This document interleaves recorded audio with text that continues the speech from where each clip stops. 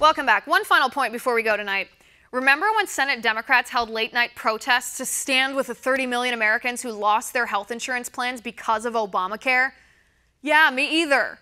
Remember when Senate Democrats held a nighttime talkathon to protest high premiums brought to us by Obamacare? Yeah, me either. In Arizona, premiums skyrocketed 116%. What did we hear from Democrats?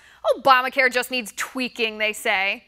Remember when Senate Democrats held outraged talkathons to protest President Obama's lie that if you like your doctor, you can keep him? Yeah, me either. Remember when Senate Democrats stood up for everyday Americans who were having to pay out of pocket for medical expenses because we just can't reach our deductibles? Yeah, me either. Remember when Senate Democrats gathered in the Senate and protested the lie told to us by President Obama that everybody would have health insurance under Obamacare? Yeah, me either. 7 years later, 29 million Americans still aren't covered. Remember when Senate Democrats claimed 20 million Americans gained coverage under Obamacare, but forgot to mention that really about 14 million people gained coverage, 11.8 million of whom were funneled to Medicaid, several million of whom would have qualified before Obamacare, which brings us to a grand total of maybe 2.5 million people gaining coverage under Obamacare.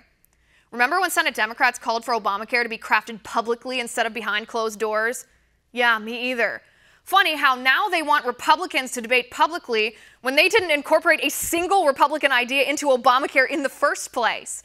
Remember when Senate Democrats exempted themselves from Obamacare and the shoddy quality of care, the dwindling choices, the insane premiums, the unconstitutional penalty, but forced it on us, the people, instead, like the out-of-touch elitists they are, because they're more worried about their political legacy than the true health and well-being of the American people and our families?